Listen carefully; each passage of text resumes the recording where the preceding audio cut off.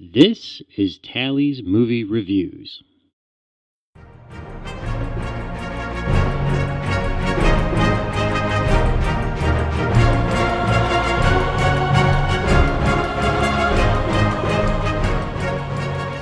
Owen is dying. Anyway, welcome back to another episode of Tally's Movie Reviews. I know it's been a long time. I've been looking for, a project for us to do. I've been thinking about doing She-Hulk, but that was such a disappointment. I really don't want to do that. So thankfully, my little brother here, Eli, got into watching Rings of Power before all of us. And then I thought, okay, I guess I'll bite the bullet and watch it. So this is my brother, Eli. Hi, I am Eli, and I am on the rare percentile of people that is going to be reviewing the show who has actually seen it, unlike a lot of comments you see on YouTube. And on top of that, I'm even rarer in the fact that I've actually read Tolkien books. So I can actually tell you when stuff is made up for the most part. And that's something that I found quite lacking in just about everything that I saw related to this show. Yeah, so I thought this video would be a great idea for that reason.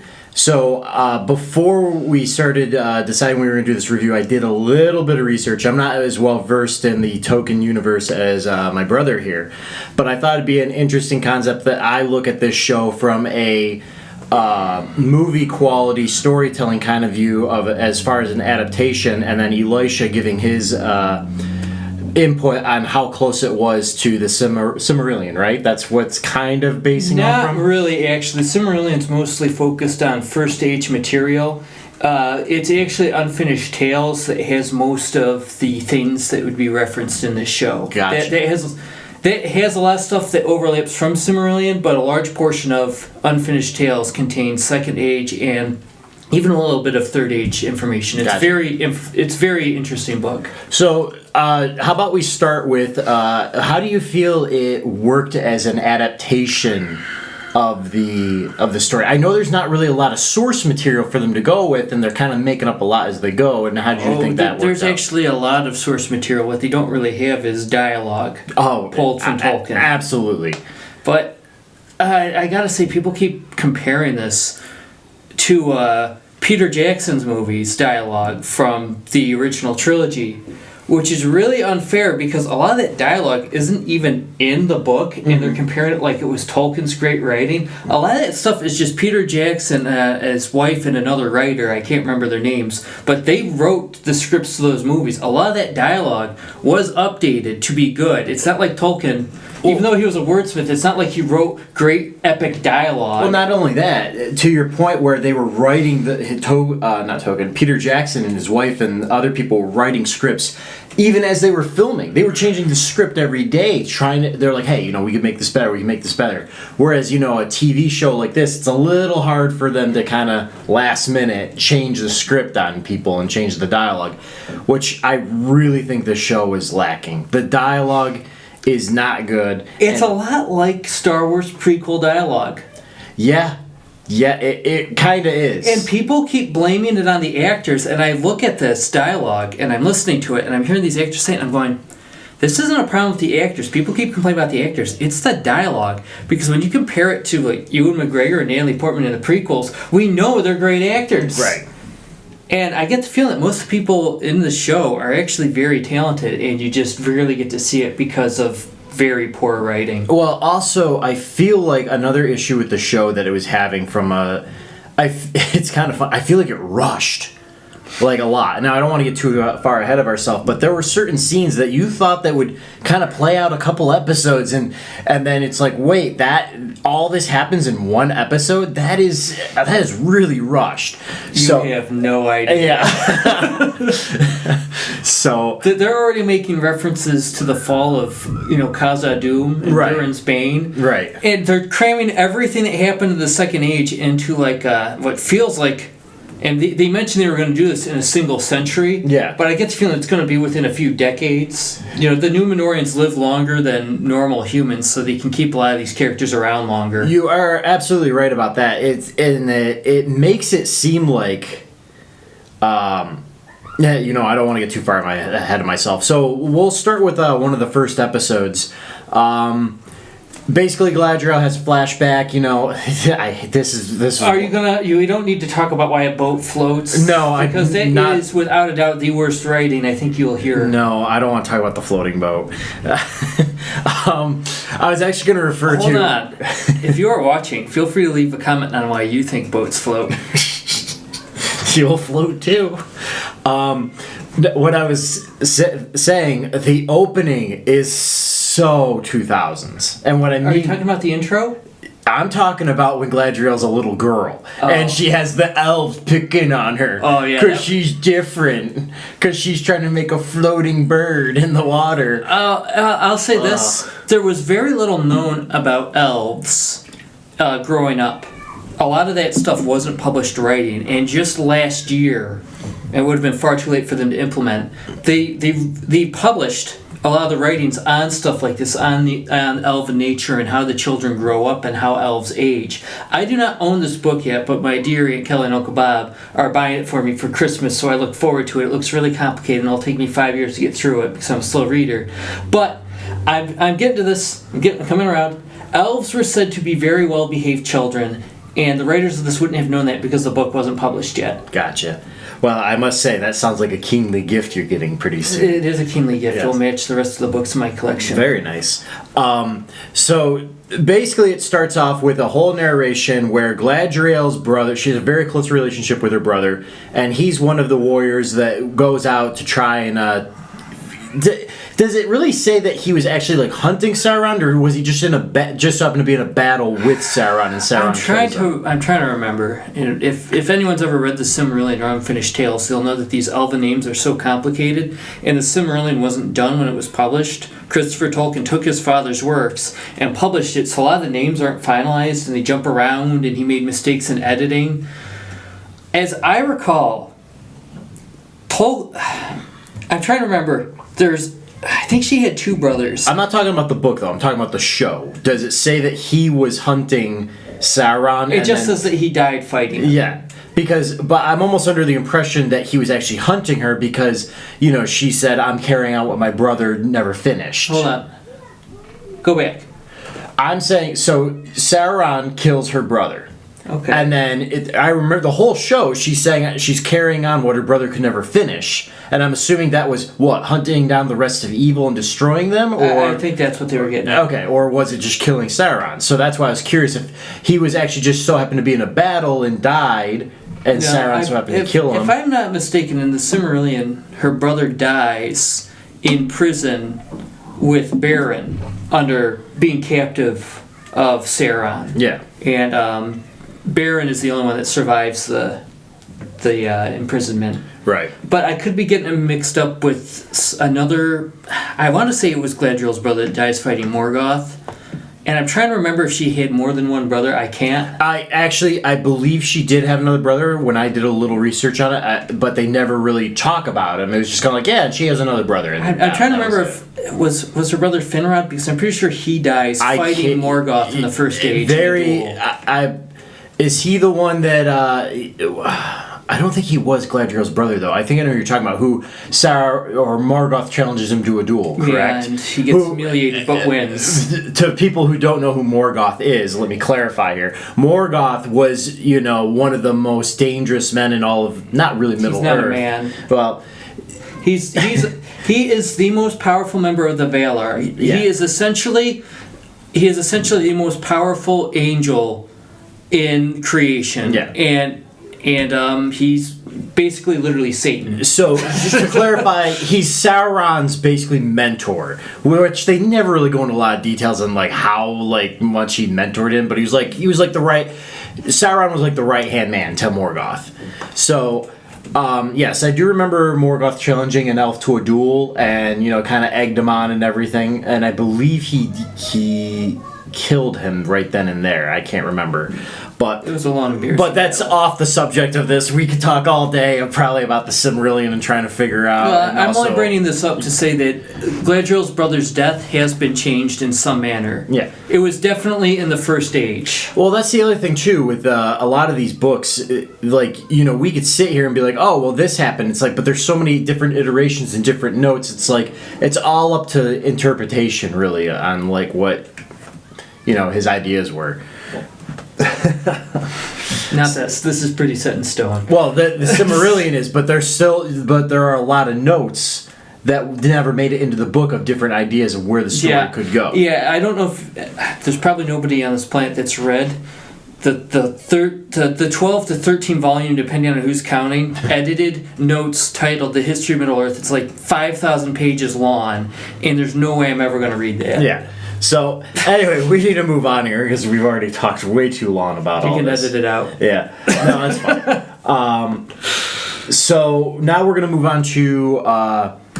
So Galadriel, that's basically her whole determination to find Sauron and kill him and destroy evil once and for all. I guess you could say she is one of the main characters, but it's more of an ensemble. And frankly, I think she's probably one of the only good... Anytime it's Galadriel and even Elrond. Galadriel and Elrond, all those scenes I think are fine and great. Elrond did surprise me because I read... And they were talking about Elrond, and, Amazon put out this thing, and they described him as an ambitious politician. Mm-hmm. And I was looking at the guy's face, and he's got this chin that makes it look like that you want to punch him. No offense to the actor, I'm sorry, that's just the way it is. Yeah. But the character won me over. Who is the Uthrin? No. Duren. Thank you. Yes. I don't know why I was thinking Uthrin. I don't know either. Yeah, those scenes, just them sitting around talking. I could watch a whole show of just those guys standing around talking all day, and you actually believe their friendship. And I think that's one of my favorite qualities of the show. And it's Elrond, Duren, and Galadriel, and even Isildur's father, what's his name? Elendil. Yeah, thank you, Elendil. Yes. He was my favorite character in the show. I really like. Yeah, I like Elendil a lot too. But those are my only favorite characters. Who is that human woman and the elf? They're terrible. What's her name? It's like Brian or Bron. It starts with a B. I honestly, you could criticize. Oh, he can't even remember her name after watching like 12 episodes. I'm going to let you know, I listened to the Game of Thrones audiobooks years back, and it wasn't until I got about 4 books in that I could remember everybody's name, so I'm not going to hold that much against them. So, alright, so now I'll catch you up to speed on where we're at. So, obviously, Galadriel is, she's been hunting Sauron forever. The elves are getting kind of annoyed with her whole, band of elves that she has with her hunting Sauron. How long have they been hunting Sauron for? I think Gilgalad said that they were hunting for about 2 or 3 centuries. Yeah. So pretty much it gets to the point where the elves are really sick of her and mutiny against her. They want to go home. And they're like, we want to go home. We're done. But she's like, well, we have another clue. And they're like, nope, we're going home. And they mutiny against her and bring her back.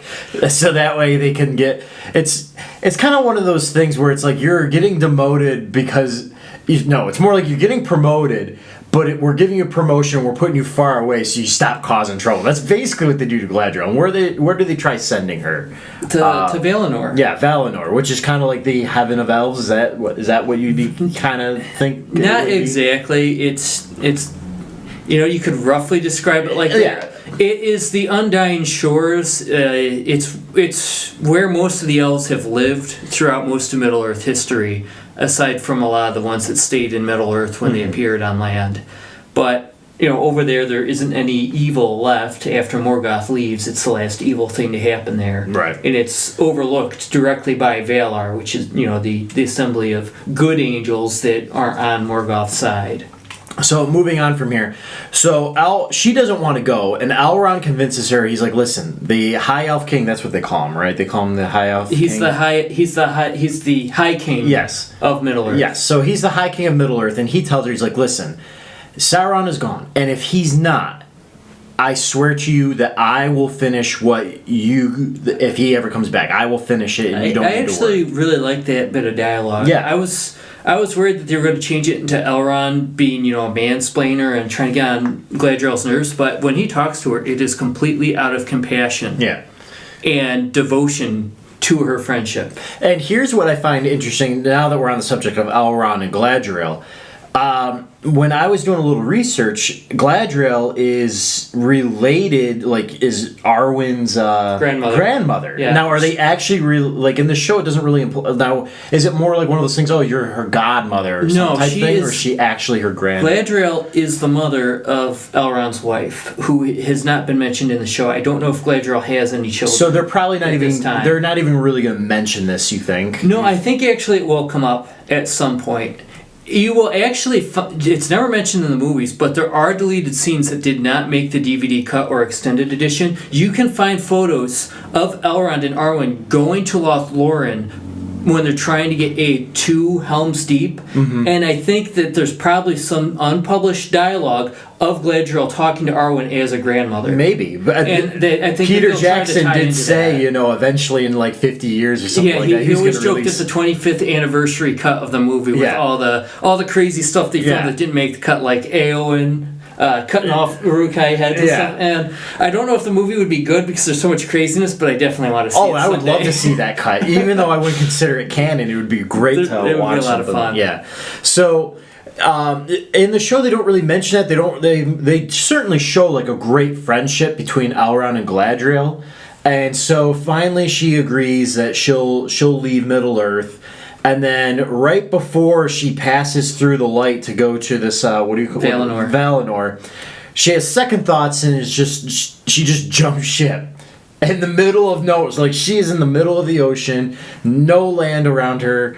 And did you mentioned a while ago if you were going to actually look in to see if that was actually Initially, I thought I had read or heard somewhere that she did swim across the entire ocean, but when I went back through Unfinished Tales in the Silmarillion, I couldn't find anything in it about it. You think it must have been a note or something that was not really published in a book or something like that you read, or? I would go so far as to say I am not comfortable defending that position at this time. That's fine. That's a very political thing to say. I couldn't find any evidence for it. I don't know where I got the idea from. But I will say there were several different versions of Gladriel's life story. It certainly sounds like something Gladriel would do. Just swim for 9, like Beowulf, just swimming.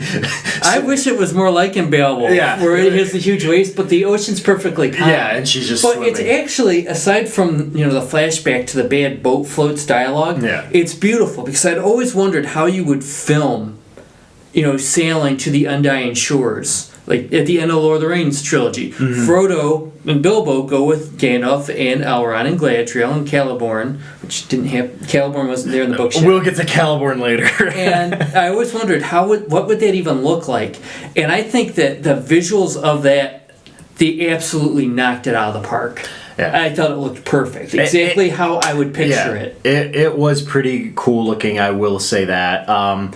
And it was kind of, an emotional moment where, she's kind of given up this great honor, but I feel like she didn't earn it. That's probably what she was thinking. She's like, I feel like I didn't really earn this. This is more like them just sending me away because they're kind of annoyed and I have unfinished business with Sauron.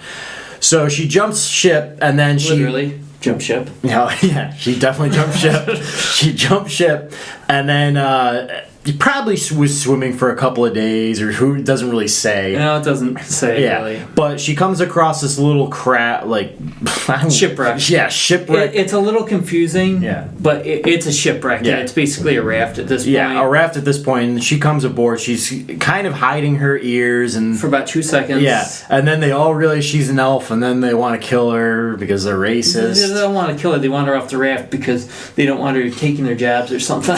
Yeah, quite literally. So that whole scene was just kind of weird, and I don't even know what is that creature, that water. It's just a sea monster. Okay, so there's nothing. They called it a great worm, which I thought was really odd because I don't remember that ever being used to refer to sea creatures. Typically, dragons are referred to as worms. So at first, I thought that there was going to be a dragon, like a sea dragon, and I thought that would be really cool. It just looked like a giant. Yeah, I wasn't sure if there was some sort of like lore or something like that I was unaware of. So that was kind of like an Easter egg type stuff. And then she befriends this guy. What's his name? Well, that depends. Are you asking what his name is, or are you asking what he says his name is? What does he say his name is? I don't remember. Because I just don't call him that. This very handsome, fair man that I did not like at first until I realized shortly after who he was. Yeah. they say that he is the king of men. He's King of the Southlands. Yeah, king of the Southlands. And Galadriel befriends him, and then she tries to learn more about him, and hoping that he is the king savior to unite the Southlands and fight off the evils of Sauron that nobody knows about because nobody's seen him. Yeah. So he's kind of an interesting character, and Elish and I kind of had the same idea on who he was right in the beginning. We're like, oh, it was like, this could be interesting. And I really think it could have been interesting. They blew it. They blew it. But it could have been interesting if they actually, like I said, when I said I felt like they rushed things, if they played his character out for another season and slowly started like showing like what kind of character he could be, I think it would have been great. But we're getting ahead of ourselves here. So anyway, so they are taken to Numenor. A ship comes by. Who is I always forget the king's name. And he's not the king. Not the king. Elendil shows up on his ship. Father of Isildur. Yes, and all of his manly macho-ness and his great beard. Yes. And his awesome voice and his cool armor. And his awesome hair. He does have beautiful hair. Yeah. So, yes, he shows up and kind of rescues a few of them. But all that's left, I believe all the other people got eaten by the sea worm. Yeah, it's just Galadriel and What's-His-Face. Yeah, Galadriel and What's-His-Face. So, the King of the Southlands, yes. So, they save them and they take them to the great city of Numenor. It's not a city, Numenor's the island. It's the kingdom of Numenor. It's the kingdom of Numenor. It's still a city. They take him to a city in Numenor. Yes, they take him to the city of Numenor, which is beautiful. I actually still don't know too much about Numenor. I've learned a little bit more since then, but I'll let Elisha talk more about Numenor. Well, there's not really much to talk about. I'll say that you can clearly see that in the courtyard and stuff, and you have the white tree, it is heavily designed and inspired off from Minas Tirith. Oh, yeah. Which in makes Lord of the sense. Rings movies, because the people of Numenor go on to create the Kingdom of Gondor. Yes. So a lot of it looks like that in its architecture. Do you want to go into a little backstory about how Numenor came to be? Do you know too much about that? I can if you want me to. It's going to be a first-stage rant. Can you sum it up? So. I will try, but it is out of the blue. At the time in the First Age, there was a final battle between, the men, elves, and I believe some dwarves were battling Morgoth. And Morgoth had evil men and, people on his side.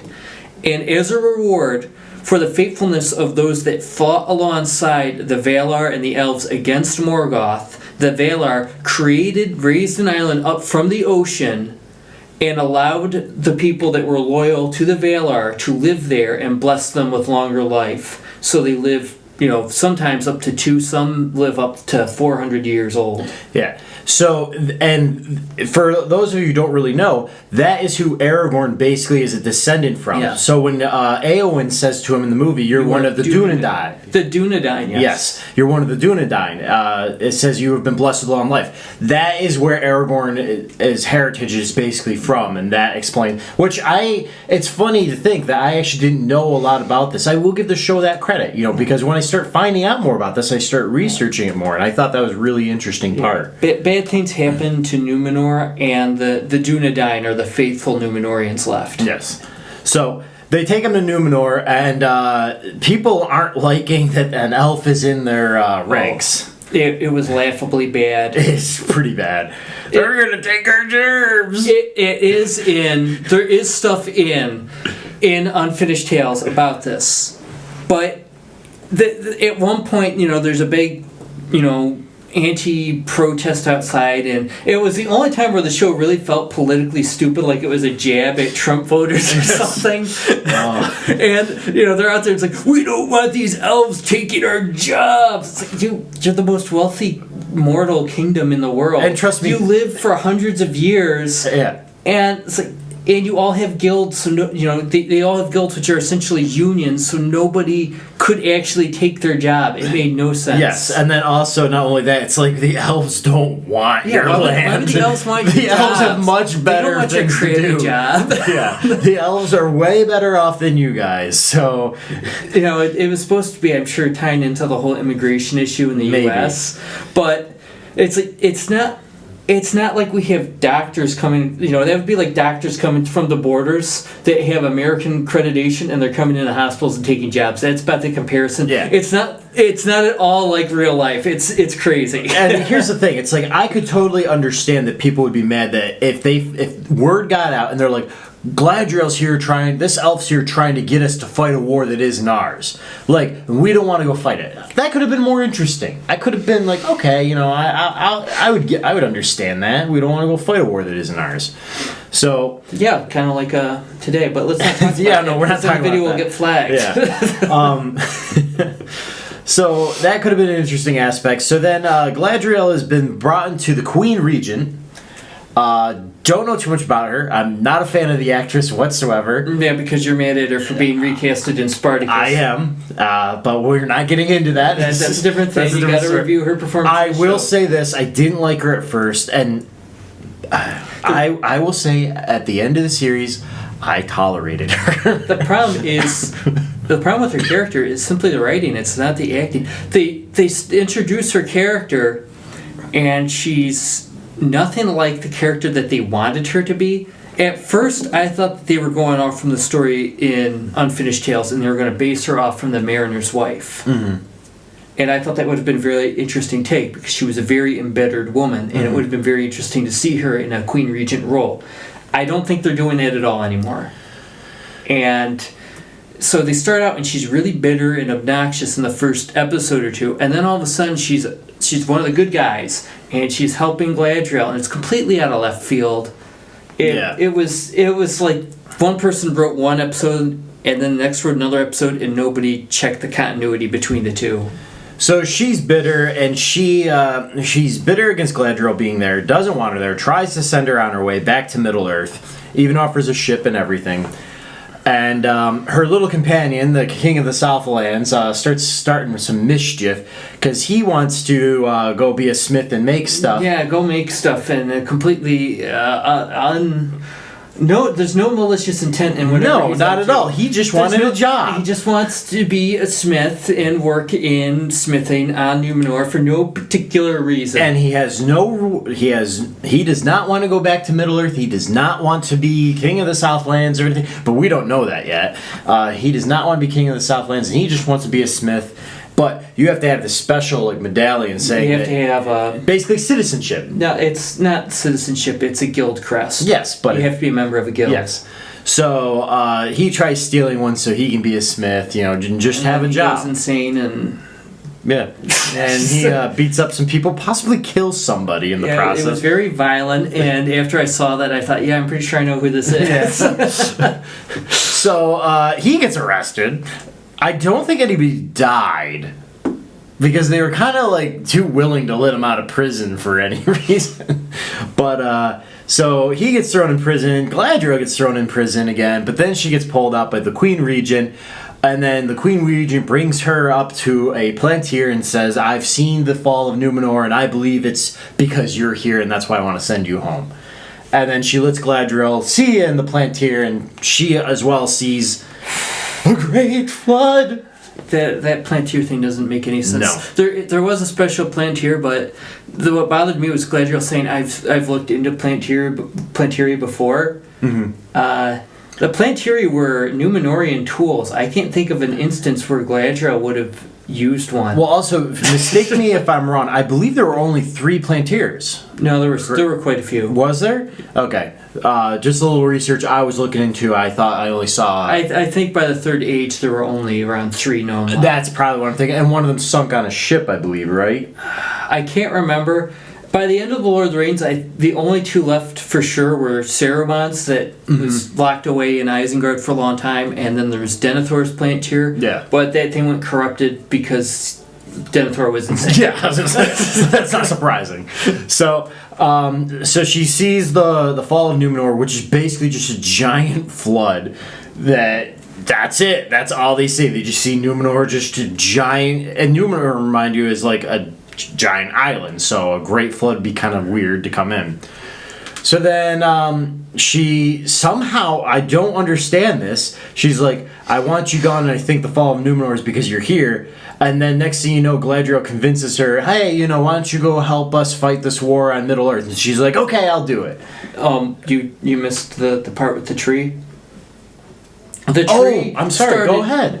The white tree, they even mentioned it in the show. Yeah. It's said to shed its flowers and leaves when there's danger coming and the Numenorians aren't behaving, essentially. And I thought it was actually a cop-out because the Queen Regent sees the tree shedding and then she knows that she's doing the wrong thing by sending Galadriel away. So it really made her character look very weak, that she couldn't make an important decision without literally nature telling her exactly what to do. I completely forgot about that part, honestly. But I've only watched the show once. It would have been way more powerful if she decided without knowing and had to live with the consequences. Yeah, that's true. So they end up... so now we're going to cut to Isildur. Isildur is a shipman, and he's really good at his job, and he doesn't want to be a shipman, and... Do we have to talk about Isildur in the show? Just briefly. Let me just sum it up. Isildur is kind of... I'm hoping that his character gets better. He's there for eye candy. Yeah. He's there to make the girls go, ooh, he's cute. That's his father. He's there for the eye candy. He's there for the... No, that's what the King of the Southlands is there for. He's there for... Yeah, they're both there for that. Yeah. So, he's... it's one of those things, you're proud people if you're on a ship, and, if you're on a ship, and, he's trying to make his dad proud, but he doesn't want to be a shipman. He wants to go... travel the world and be... I didn't understand that.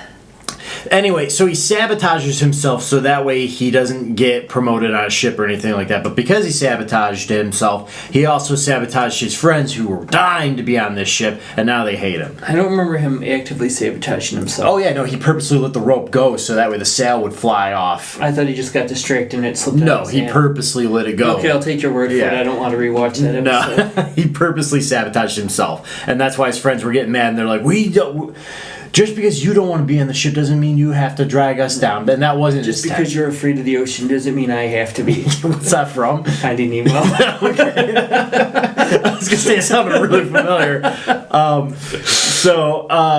after that, he gets kicked off the ship. His dad's disappointed in him, and he says, "You got to man up and be a man." Stop being a deadbeat. Yeah, stop being a deadbeat. But then they start asking for volunteers to go to Middle Earth and fight this war. But they're not asking people to go. They're just asking for volunteers. And Isildur himself, he's like, "This is my chance to shine." But because he showed that he was a deadbeat, nobody wants him. Yeah, exactly. So I mean, it's not even like he has a character arc in this season. Yeah. He also has a sister. Don't really know where that's going. Yeah, it was really weird because when she was in the show, I assumed they were going to do something with her character, and it felt like there was supposed to be another episode in the last season. I think in the last finale. I'm hoping that this is the first time that they actually because normally, how I said, they're always rushing things. I feel like her character is going to come into play in the second season, and they're actually setting her up now. It's a blank slate because she's not in Unfinished Tales. Yeah. So, Isildur had a brother in Unfinished Tales, which isn't referenced anywhere in the show or in the Lord of the Rings movies. Yeah. And I don't know if maybe they're going to try and give her some of those roles that his brother was supposed to have. Right. That could be. So she's kind of quirky, kind of fun. Yeah, and she's very. If I had to guess, she probably only has 5 minutes of screen time in the whole season. It's very little. I kind of like her, but I have a feeling I'm gonna end up hating her in the second season, depending on where her character goes. So after that, they finally get to Middle Earth, and then, I don't want to talk about this character. The elf and the human relationship. I don't even know his name. He's just an elf he's a watch guard. What is he? He's just a guard. Yeah. Essentially in the Southlands, which is where Morgoth's armies were recruiting a lot of men, the elves are stationed there, keeping an eye on them. So it's essentially an occupied territory. And initially people were saying, oh, it's stupid. There's no animosity between humans and elves in the books. I don't remember it saying there wasn't. Mm-hmm. anywhere that's made up. So I thought it was quite reasonable that the people of the Southlands wouldn't like elves being there. You know, that guy said he was there for 7 decades, I think. Yeah. So these people have spent just their lifetimes, maybe their grandparents had occupied elves, and they're sick of these guys breathing down their necks, so they don't like them. I get that. I know. I totally get that. I'm just saying the character is not done well at all.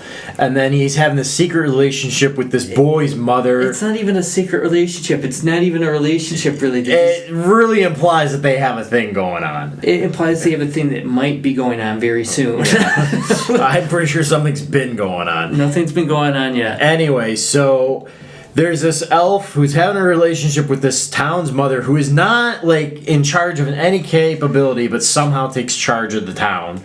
I'm glad you brought this up. Because in the early episode, she's there, and it's making it look like nobody respects her opinion. And I feel like that they wanted to write a character arc for this woman becoming a leader. But they forgot to write the becoming part. So she's there, nobody respects her, and then all of a sudden she's just kind of in charge. Yeah. After an episode or so. Yeah, it's like... And it's so weird. You didn't... Where's the progression of people accepting her as their leader? Yeah. It came out of nowhere. Yep. So, she has an annoying kid... Theo. Is that his name, Theo? Yes, easy for us to remember. Yeah, easy for us to remember.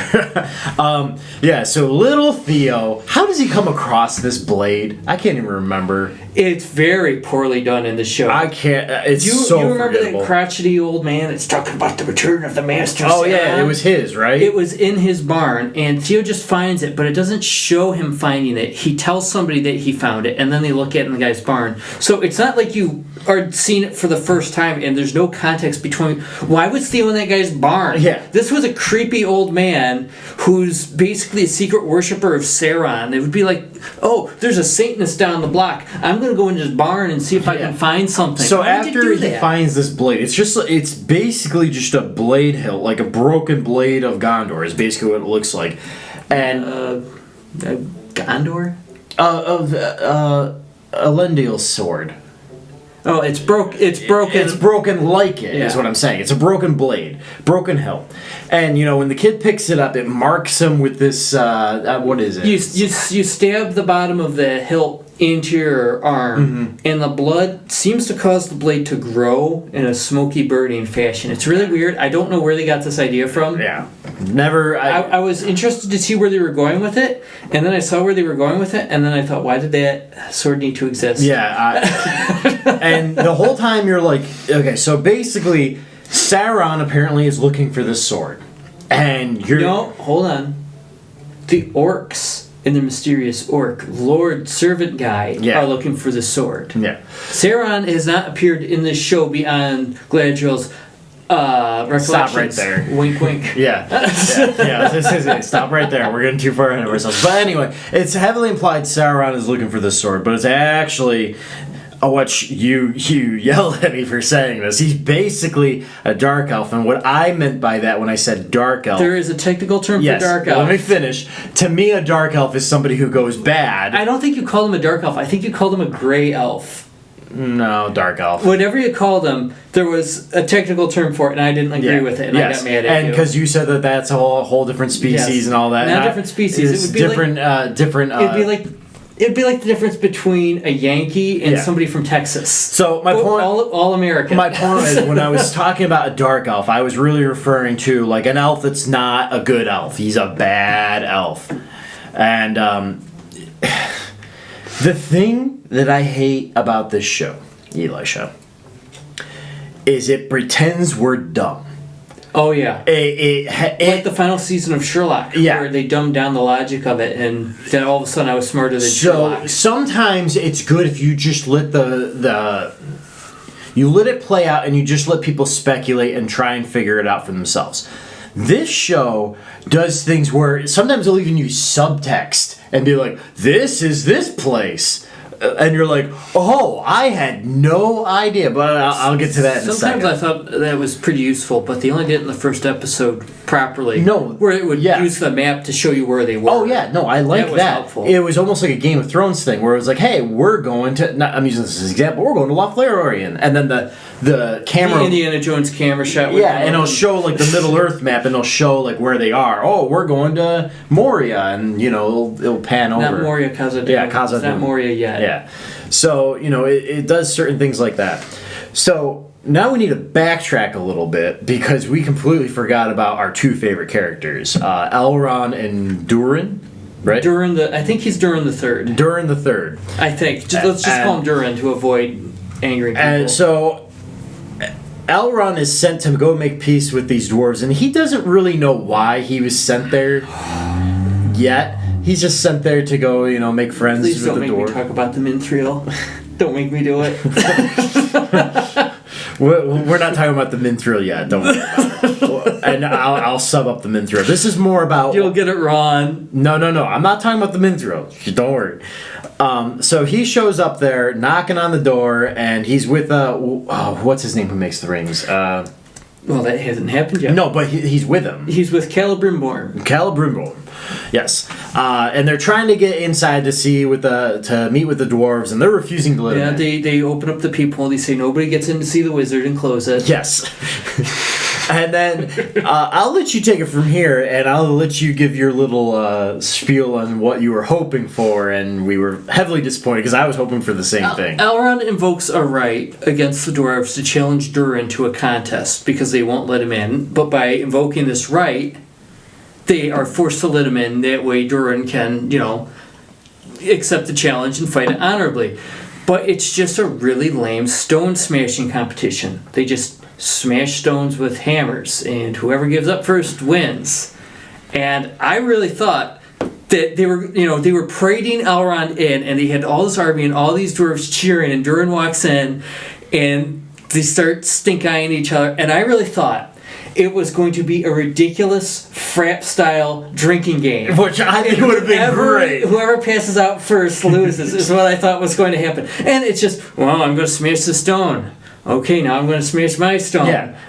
That was really underwhelming. It's true. A drinking game would have been funny. And then it would have been nice reveal too that they were actually, because they never really said that they were friends. He was just sent there, and I was like, oh, they actually have a past in history. And Durin is a little butthurt about Elrond because Elrond just kind of disappeared after a while, and he's mad at him because he's like, you left, you just disappeared. He's like, you never saw me get married, you never met my children. He's like, that's a lifetime. To you elves, it's like time probably means nothing to you guys. You just let time pass by, and you don't even think about like the people that you're leaving behind. And I thought that was a very good moment. I believe it's quite literal in Tolkien's work that the elves literally don't feel the pull of time. Yeah. They literally don't. They don't notice it going by. They don't think about it. Yeah. So I thought that was a great thing to bring up. I did like that aspect. These two are probably my definitely favorite part of the show is Durin and Elrond. And it's funny because I had no idea that was like, I did not think that was my favorite part of the show. And their friendship, watching, that is something they did do well, taking time and rebuilding that friendship and actually making you fall in love with these characters. And I really enjoyed that. And it shows a new aspect of Elrond that I never saw before.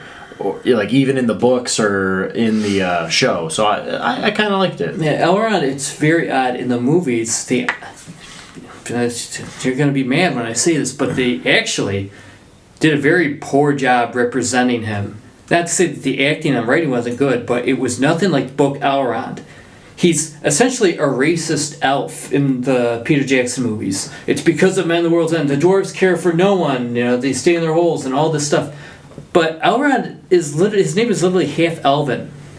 He has a human grandparent. He has elf lineage, and like his great grandmother was a Maiar angel. It's like he has pretty diverse genetic makeup. Yeah.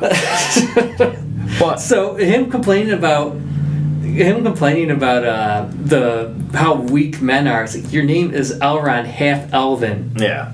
So, but I will say I kind of agree with you. Maybe the adaptation wasn't too great with the Peter Jackson stuff with him, but I do like what they did with him in the show. I really enjoyed it. I think they're going to have him become more embittered over time from the world and be less friendly by the end of it. Probably. You might be... That way it grows into the newer version of Elrond. Yeah. To give it a more cohesive story, I think is the word I'm looking for. So it is revealed, like, Duren thinks Elrond's there for a sneaky reason. He's like, well, why are you here? I feel like if you're here, you want something. And Elrond seriously said to him, he's like, I just came to see my friend. And Elrond is not wrong. He did go there to see his friend. And they were asking for permission to build something. Like, they wanted to build a great forge. Yeah, great forge, and that was it. Nothing, I think. Nothing too harmful or anything like that. But Durin and his father knew. He knew that he was there for a reason. And Elrond was left out some information that he was not privy to. Right? I think you used that word right. I would avoid using that word at the moment. Yeah. So Elrond was really sent there to spy in some ways and find a solution to their tree dying. I'm not too familiar with this part of the lore. I'm going to keep it PG, but if I were allowed to say this and I knew nobody was going to watch it, I would describe it in BS without the abbreviation. They make up this crazy stuff that is loosely inspired on what's happening to the elves. The power in Middle-earth is fading, so they have to go to the Undying Lands, otherwise, their what is essentially their immortality, or what you might call it, will fade, and I believe the implications of that would be they become mortal. Mm-hmm. Mortal men, essentially, and die. So they need to stop this blight from seeping away their power, and it doesn't really make sense because in this it looks like some dark evil poison in the trees and stuff. Yeah. But it's not like that. Yeah. It makes no sense. And the solution, like, the solution. Their solution is they think the dwarves found something called Mintrel. Which they did find. But that's not the solution on more... The ring part is... But we'll get to that. So they think the Mintrel is the solution to saving their dying trees and their mortality and all that. I should probably explain how. The Minstrel in this show... Okay, I'm going to describe this, and it's going to sound really stupid, because it is. In this show's version, a Balrog was fighting a great elf over a tree, over this elf great tree. I can't remember the name of the elf. I think it was a famous elf that died in the Battle of Gondolin, even. Mm-hmm. And thunder strikes the tree, and the power of the elf and the Balrog fighting in front of the tree goes through the roots of the tree into the ground, and because of the roots and electricity going through the ground, it sprinkles in veins all over the mountains and creates Mintrel metal veins. And it has magical powers that stop elf power from fading. And it is just the most fan fiction thing I've ever heard of anybody writing. I just looked at it and I thought, that is so stupid. To me, that doesn't bother me that much. But the solution at the end of the show is what kind of... I was like, that's all you had to do? Anyway, so we're getting too far ahead of ourselves here. So, where do we go from here now? Well, eventually Elrond figures out... Gil-galad tells him why he was there and explains an Minstrel for him. And fortunately, they don't drag it out where Elrond has to lie about it. He just confesses, Durin, I didn't know that this is why they sent me, but this is why I'm actually here with you. And Durin, out of compassion for his friend and a bit of ambition, decides to try and mine Minstrel against his father's wish, and it causes all this family drama. Which was actually done well. Yeah, Durin's father was a really good character for what little he had. Everybody, like I said, everything with Durin and his father and even Elrond, even Durin's wife, I actually liked her. Yeah, what's weird is her character randomly takes a 180 turn at the last episode. Yeah, but I actually like her character. She's in one moment she's kind housewife, and then in the last minute of the episode she's like, "We're gonna mind this because it's ours." But let's not really talk about that. It's not too important yet. We don't know what the ramifications are going to be. In the next do know what the season. ramifications of Mighty Ninja will be. Because they show it. It shows it in the Lord of the Rings. What happens to Casa Doom because of the mining? Remember, this show thinks we're stupid and we're not going to figure it out. And that the audience hasn't seen the Lord of the Rings. Yes. But anyway, so we'll come back to them later on. We got really far ahead of ourselves there. I think you should explain a topic as it comes. Yeah. So now we're going to cut to the elf that has that weird relationship with the human. He gets captured by orcs. And that whole thing is dragged out. The water. And they're standing. I was just watching this. I thought, what was the reaction filming this? Because it looks like they're all trying not to laugh because of how stupid the whole thing is. What made me laugh was when all these elves are captured by orcs and they're being slaved to like dig trenches and stuff like that, and when they're trying to escape, they're like, "Bring out the warg." And this warg looks like a cartoon character. It has big, like, golem eyes, and it looks almost like a cartoon hyena. I'm going to... oh, my goodness. I'm going to refer back. I don't watch a lot of Ben Shapiro, but I did click on to one... He reviewed the episodes, and I watched one of them, because I wanted to see if it was just going to be nonsense complaining about it. Uh-huh. And as he described the warg as it was coming out, he simply said... So, I believe his exact words were, "That is an oddly cute warg." Hey, like you were thinking. And I started laughing and laughing. And this creature is supposed to be like, the wargs that they send out in the Two Towers. I think there's logic behind it, actually. I think they did this for a reason. They wanted to show a tamer warg before they have had thousands of years to breed them to be more aggressive. Probably. So they intentionally, I think, made it look more like a dog. That way it would show its corruption over the ages. Maybe. I might be reading too much into that. That's not a bad theory, but it was laughable. Yeah, it looked really silly. I was like, what the heck is that thing? Oh, I'm so scared. Like, granted, I mean, I wouldn't want to be bitten by a dog either, but like... There's that one woman that goes to fight and she does a big spear twirl. Yeah. And it looks like she's gonna, get a fight, and the thing just tears her to shreds instantly. So, as cute as this puppy is, don't mess around with it. It's still very large and very But dangerous. it was an ugly, cute warg. And it looked like a cartoon character. It really did. It looked ridiculous. That whole scene had really bad editing problems too. Yeah. At one point, somebody throws a spear at the warg, but from where they're standing, and then the frame cuts to another angle. It looks like the spear came from like 30 feet in another direction. Yeah. There are a lot of problems with that. Yeah. So basically, the elves are trying to escape after this capture, and they're like, okay, as long as we plan our escape during the sun, because orcs don't like the sun. If we plan our escape properly during the sun, they can't come after us. If we can get up over the trenches, we'll be all right. It doesn't work out. It doesn't work out because they have the warg, and then apparently that they had other orcs. I think it was implied that there were orcs outside that trench in the woods and stuff surrounding the area, shooting them with arrows if they tried to. Because that's what happened. A couple of elves got up the trench, and then they all got shot with arrows. Oh, yeah. Not from behind. It looked like it came from like the tree line where they were hiding. Makes sense, in the shade. Yeah. Just like in the shade. Yes, they fight in the shade.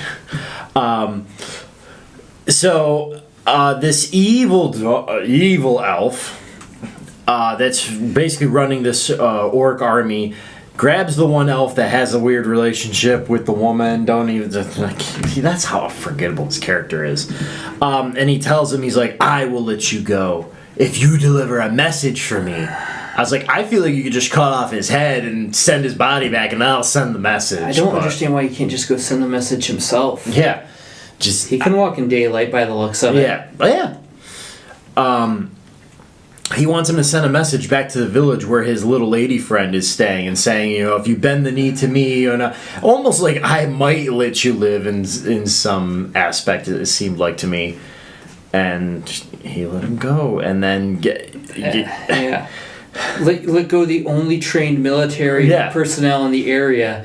Go send a message from. Why don't you send one of your hostages that isn't a trained warrior? Yeah. Why would you send back the only person that could form a militia to fight you? Yeah, and also it would make sense if say it was somebody that he knew. He's like, well, they actually know you in the town. If they actually but they don't like him. Yeah.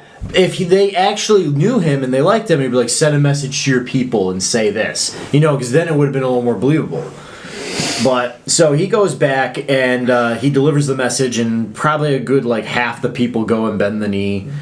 And then he starts this whole episode... Stupid.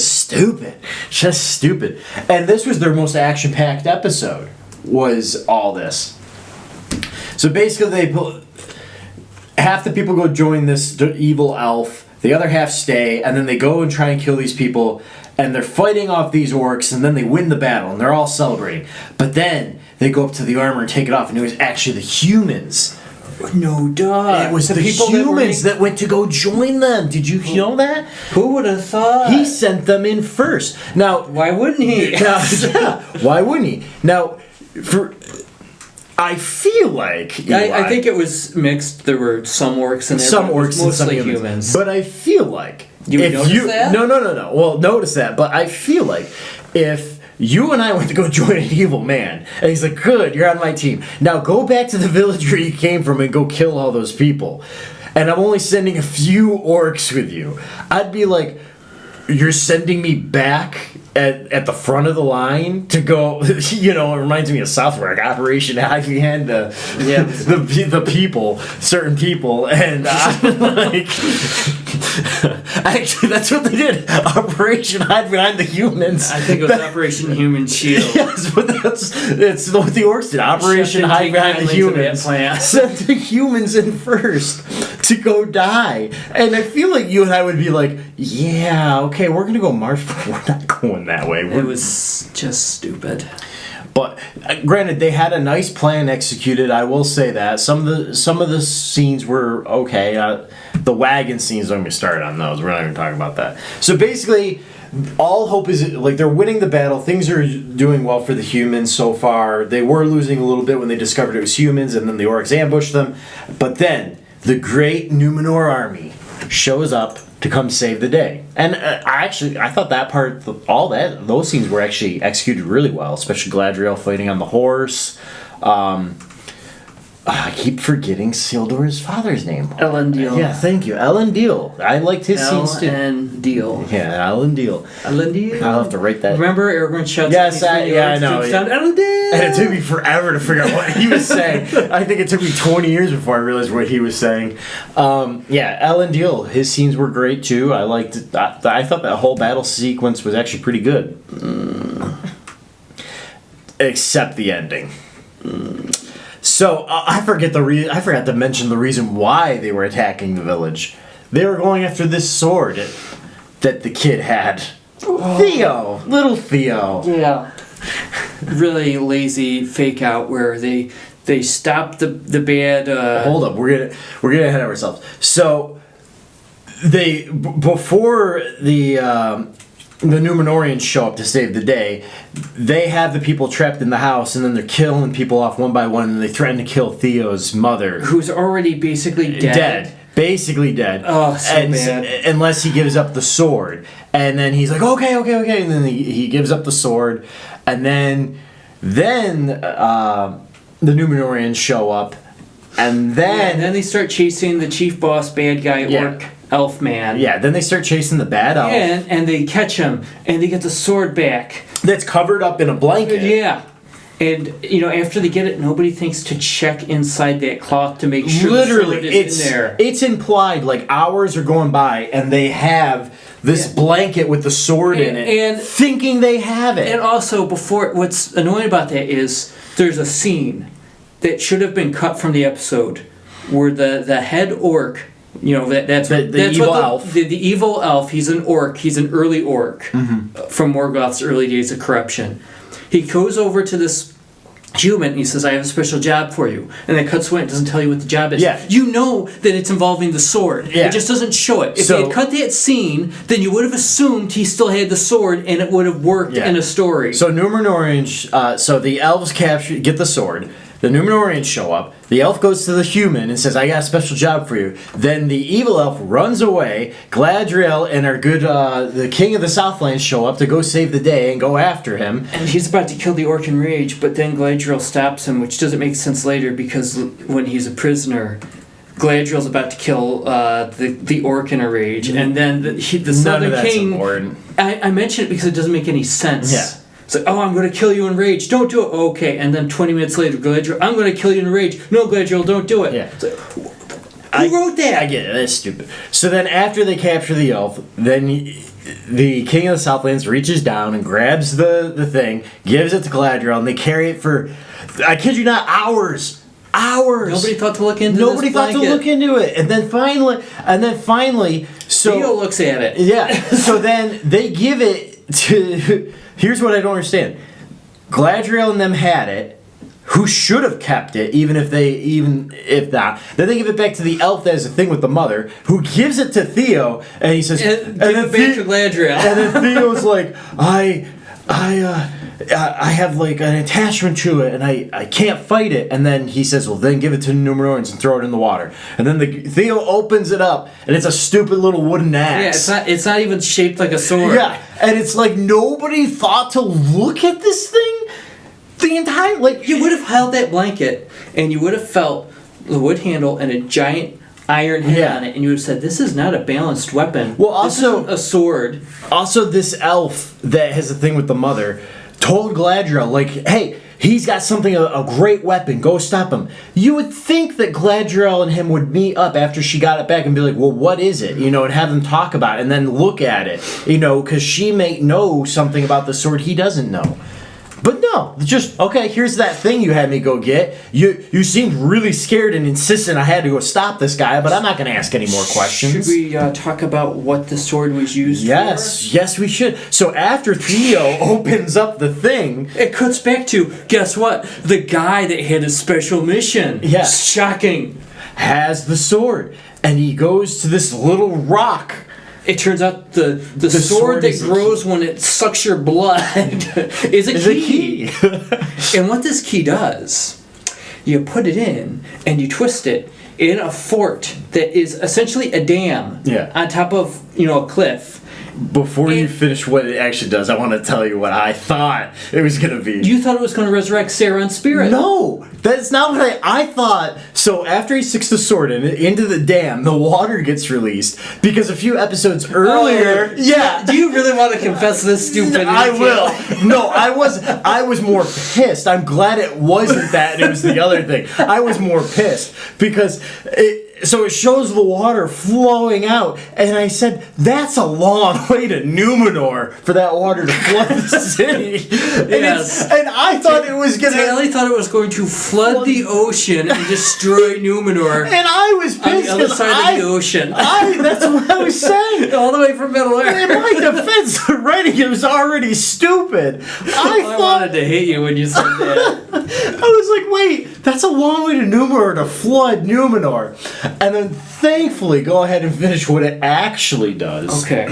Now, it causes this dam to fall apart. I'm going to say this is going to be a rant, and it has to be said.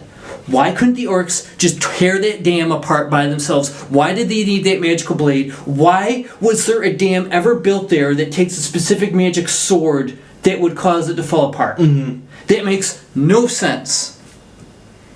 Now, what it does is actually pretty cool. Yeah. Once you ignore this moronic, incompetent writing. Mm-hmm. Those trenches they were digging, remember, all over the place. That they enslaved the elves to do. The elves, they thought that they were digging them to get around sunlight during the day. But it was actually, they were digging those trenches because from the river, it goes all the way to a mountain in the Southlands. It's basically a canal system. And it goes through, and the water comes pouring and rushing in. and it goes into deep pits of this mountain, and it's actually a volcanic mountain. When the water hits it, so much water pressure is going into it that it causes a volcanic eruption. It is, in fact, Mount Doom. And the top of it blows. I actually kind of like that. I did like that. I just didn't like the logic of the sword being a magic key. Right. They would have had to show that the fort was built by Sauron's men in the past and he had a special dark purpose. Mm-hmm. There's a statue of Sauron there in some shrine, and it's not really explained properly. Yeah. And the sword, when it hits the keyhole, you should have seen the water start to foam a dark black color, as if it was cursing it. Which Morgoth did a lot, is he would pollute water to ruin it and cause evil things to happen. It would have been much more logical. That. Yeah, I didn't think about that. But it's just, it breaks the dam. Why couldn't you just break the dam? Why did you need a magic sword to do it? That dam basically fell apart whenever they shot a rope holding it together in the fight earlier. So after that erupts, it gets to be the end of the episode, and this is one of the things that I hate. Again, when I said the show thinks we're stupid, it's like after they're like, what should we call it? And there's like an elven tongue to say Mordor, but it's like they say it in the elven tongue, and then it zooms out and they don't say the name. They say it in the elven language. No. He asks, what should we call this place? Oh, okay. And then it just shows mean elf man, orc face guy with his burnt half face. Mm-hmm. And then it goes over. And the Southern Land's name, whatever it was called, burns away. And it engraves Mordor. And it's like... Really? Like you... That's pretty cheesy. I was like, I thought for a second they were trying to flood the Númenóreans, but I caught on pretty quick once I saw it go in the volcano. You didn't need to be told. Yeah. It was one of those things, it was like, you did not need to be told what was happening. Or you could have just had him say Mordor. And even then, it would have been pointless because we already know it's Mordor. Yeah. But at least then I wouldn't feel like it was... really oddly edited. It was very dumb how that part was done. I was like, and then the ash and volcanic eruption and the debris from the volcano comes pouring down on the settlement where the battle just took place. And the Númenóreans and Galadriel and the people of the Southlands are all standing there, and Galadriel's standing right out in the open, and the ash from the volcanic eruption comes rushing at her like a wave of water. And she's perfectly fine. Yeah. This bothers me because I am not stupid. If you look at the city of Pompeii, famous ancient city, all of the people there were basically turned to stone from the volcanic ash. So, this is a famous historical thing that we know what happens. They were turned to ash. Galadriel would have been turned to ash or incinerated. But she's fine. I joked to Caleb, I was in reference to the Pompeii song where he says, if you close your eyes, I said she must have closed her eyes, and that's what saved her. Actually, now I want to put the song to that scene. Yeah, that song's about the city of Pompeii. Yeah, I do. Obviously, it's called Pompeii. Okay. So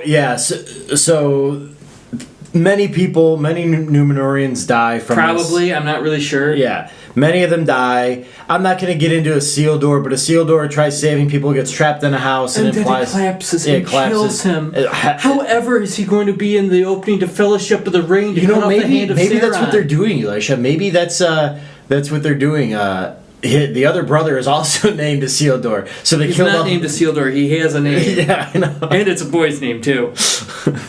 But yeah, it implies that he died in the house falling. It's like, well, clearly we know he lives. Like, what is with shows doing fake deaths for people? Do you remember when Black Panther came out and he lost the duel to Warmonger, and then he threw him off the waterfall? It's like, this is the end of the second act of the movie. Yeah. Why are you doing a fake out for a character that we know is in the next Avengers movie? Right. Just show he's alive. Don't pretend he's dead. You can let his sister or mother think he's dead. Yeah. But don't tell us he's dead because we're not that dumb. I like the movie overall, but I gotta say that was really stupid. Yeah. And that's what this show keeps doing. They do it constantly with characters. They must be dead. Yeah, there's certain characters you can do that to. But actually kill.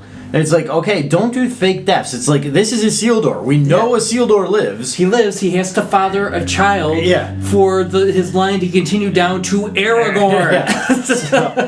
He has to live to defeat Sauron. Yeah.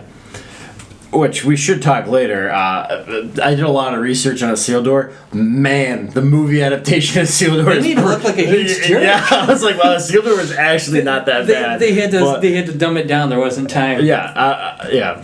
But he wasn't that bad a guy. No, he actually wasn't that bad. You're right. He was a cool guy. Just wanted the ring. So after all that, Isildur's dead, and then the Queen Regent is blind. We discovered that she's blind from the ashes getting in her eyes. I was actually disappointed by that. Why is that? When it showed her and she had a blank stare on her face, I thought she had post-traumatic stress disorder. Me too. And I thought, this is really interesting. You're going to show the Queen Regent, a woman who's trying to be strong, and you're going to show her emotionally break. And I thought the implications of that were going to be amazing. Yeah. Watching the political influences of Numenor slip because she's too emotionally traumatized by letting her people down. I thought she was having PTSD as well. But the reason she had a blank stare was because she went blind from the ash in the volcano. No. Which is good too, but I liked my initial impression better. But they play it off real well, and it was actually kind of an interesting reveal. Like, it was like, when they're like getting her out of the area, she like says to them, she's like, when are we out of the smoke? She turns to Isildur, how long until we're out of the smoke? Yeah. And not Isildur, Elendil. And instantly he knows she can't see because they've been out of the smoke for miles. Yeah. So that was actually kind of a nice reveal. That was actually done well. And then I really actually like, after that point, she becomes very dependent on Isildur, and they have a very interesting... Yeah, I keep saying that. Yeah. Elendil. Probably from you. Yeah, I know. I've been caught it. But I really like their dynamic is good. Yeah, she's leaning on him as he basically becomes her most trusted advisor, and she's completely dependent. Here's on him one part I didn't actually like. Elendil was so he hears that his son is dead, and he's like, I wish I never picked up that elf from the water. She ruined my life. This and that. But I did like how quickly he kind of... he was just bitter. Yeah, he was just bitter in the moment. An angry father. But I like how he turned around. At that point, I was getting a little annoyed with his character. I was like, oh, come on, please don't. But they turned it around. But then he turns it around, and he's like, I was grieving, all this. And he's like, we will go back. Well, it's in reference... Earlier, the Queen Regent refers to his name having two meanings, and I'm trying to remember the first one. It was like follower of the stars or something. Mm-hmm. It also means lover of elves or elf friend. Yes. Yep. And she asks, why did you come? And he just turns to her and he says, because I am an elf friend. Essentially, is what he says in better words than I can give. Right. So pretty much shortly after that, they realize that there's a bigger threat in Middle Earth. So the Queen Regent and Elendil say that they're going to go back to Numenor and try and raise an army and give come the back. Douglas MacArthur "I shall return" type speech. Where we're coming back. Yep. Says that we're coming back, it's happening, and then they go off. Way. But little do we know, there's mischief going on in Numenor, but we don't really need to get into that because they'll explain. Because the show didn't really get into how bad it is yet. So they're implying bad things are politically bad for Numenor. I've got to mention something in Numenor that is really, really annoying me. Elros is Elrond's human brother. They're full brothers, but they have human and elf heritage.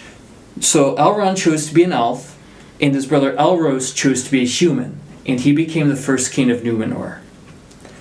And the Numenorean kings early on were basically righteous people, and they would die peacefully and willingly. They could just let themselves die when they felt the time was right. They don't do that with Elros. They make him a decrepit, senile old man who can barely get out of bed. Yeah, but in the book as well, though, they even say that she's Queen Regent, but why is she Queen Regent then? I don't know what you're talking about. Okay, so sorry about that. We had a little technical issue, so we started talking for like 15 minutes and then realized, hey, it stopped. We talked for about 4 or 5 hours, I would say. Yeah. We divulged probably the greatest wisdom humanity has ever heard. But it didn't work out, and we tried re-recording it, and it just wasn't as good, so we abandoned the theology and the world-solving problems, and we're going back to talk about the Queen Regent of Numenor. So yeah, the Queen Regent of Numenor. We were talking about how she was Queen Regent. We actually couldn't come to the conclusion of like if she actually was mentioned in the book or not. So moving on from there. So actually, you want to backtrack to the Harfoots that Elisha pointed this out after our like technology like crapped out. He's like, "Are we gonna talk about the Harfoots?" Yeah, I've been thinking about the whole time. It's like Taylor hasn't brought up the Harfoots once. I've been thinking about it, every 10 minutes. Like, are we ever going to get around to talking about these Harfoots? I can't believe we've been talking for almost an hour about everything in the show except for the Harfoots. But it makes you realize how little it connects to the rest of the show so far. It's true. See, everyone we talked about, their plots come together except for the Harfoots. So we got to backtrack all the way to episode 1 now. Do we? I feel like... I'm just going to sum up everything. We can talk about what we like and didn't like. So, go. Okay, giant meteor falls from the sky, lands on the ground. The Harfoots are basically this half-breed hobbits. No. Wrong. The Harfoots are one of 3 distinct families, typically believed to be of human origin. Mm-hmm. There was 3 clans, and the Harfoots were one of them. And the 3 over time breeding together became hobbits. Yeah, but okay, so they're basically hobbits. Yes, they're basically hobbits. So anyway, this giant meteor falls from the sky. One of these hobbits, supposedly hobbits, before they were hobbits, finds this man sitting that came out of this asteroid, and he's tall, skinny, and kind of looks like Gandalf. Doesn't say he's Gandalf, can't talk, nothing. So basically he spends time with him, he causes trouble, there's nothing really that happens. It's like, he tries and does something nice and then he does more harm than good. And then I call them evil Eminem. Doesn't that one woman worshipping Sauron person look like an Eminem? Like rapping? Those... Honestly, I didn't know who they were supposed to be for a long time because they look like elves, but they're not elves. Yeah. I don't think so, but it makes more sense for them to be elves. Initially, I thought they might actually be other wizards. Mm-hmm. That they might be Saruman, Radagast, and the Blue Wizards before they took on a more human-looking form. Is who I thought they might be initially. Until they they burned down the Harfoot's house. Yeah, until they started going crazy. But, they looked pretty freaking evil, and I thought, maybe this is just some weird, unhinged wizardry. They don't seem to be that. They might actually be members of Morgoth's cult, but I don't know because it hasn't been established in the show, and Sauron's supposed to create it, and I want to see it, but it's not in the show yet. Yeah, so... Basically, like I said, things are not going well for the Harfoots. I'm not going to go to any details about how their culture works. We move south for the summer. Yeah, they migrate a lot. They never stay in one place. And if you break your foot, screw you. we're not carrying you. We're not putting you in a wagon. We're leaving you behind. They do a little festival parade and a little dancing and saying that nobody gets left behind just before they leave behind the Harfoot with the broken foot and his whole family. And it's really weird, but honestly, I did like them, even though they make no sense. I will admit, I did not. There were times where I liked them, and then it was more about pace. It was more about pace of the episode. Something interesting would be happening, and then I was like, great, I can't wait to learn more. And it's like, meanwhile, let's find out what's going on with the Harfoots. I think it might have been better to just have a Harfoot episode, an Elf episode, a Numenor episode. Well, see, until the plots they come did together. that in one episode though. They the one it was basically when the villagers were fighting for their village. That was basically just them the entire episode. You never saw what the Harfoots were doing. You never saw what Elrond and Duren were doing. In the words of Reagan, I don't remember seeing that. Anyway, so here's where they actually fooled me for a second. It wasn't like they fooled me. I was kind of like, that's an interesting twist. But I really quickly threw that in the back of my... I was like, wait, no, that's not what they're doing, because Sauron had no idea what halflings were. So these devil-worshipping critters... Devil-worshipping Christmas critters. Yeah, devil-worshipping Christmas critters finds the Harfoots, and asking where the person... They didn't really ask. It was more like they were intimidating them, didn't say anything. And then the girl, they find out which way this character that fell from the sky went. And then they go looking for him, and they're like, oh, it's my Lord Sauron. They think it's Sauron. I don't know why they would think it's Sauron. I don't know either. But for a second, I was like, oh, that's an interesting take. And then instantly I was like, wait a minute, Sauron has no idea what hobbits are. I was like, so this is clearly not... I don't watch a lot of Family Guy, but there's one clip of it that I love. And it's where Peter is in a closet hiding from prison guard trying to catch him when he escapes from jail. And he pretends to be the prison guard's wife, and he's talking to him through the door. Mm-hmm. And they're having an argument, and then they have reconciliation, like a real argument couple. And then he says, come out here and give me a kiss. And Peter runs out, and the guy realizes it's not his wife. And he says, wait a minute, I don't have a wife. That's what this reminds me of. It's like, this doesn't make sense. Yeah. So, for a second, I was thinking, I was like, okay, that's an interesting take. And I was like, wait a minute. I was like, the entire time they were implying it's Gandalf. And they still haven't came out and actually said it's Gandalf, but it's heavily... It's basically Gandalf. It's heavily implied it's Gandalf. And I was insulted that they tried to make me think it was Sauron. Yeah. But at the same time, at first, I was kind of like, that's an interesting... I was like, wait a minute. I know for a fact Sauron has no idea who hobbits are. Yeah. So that's why I threw that out the window right away. Doesn't know about halflings. Yeah.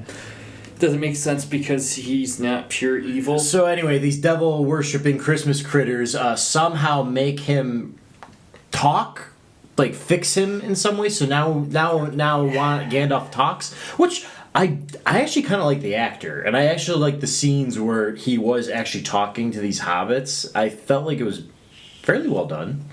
What do you think? It was fine.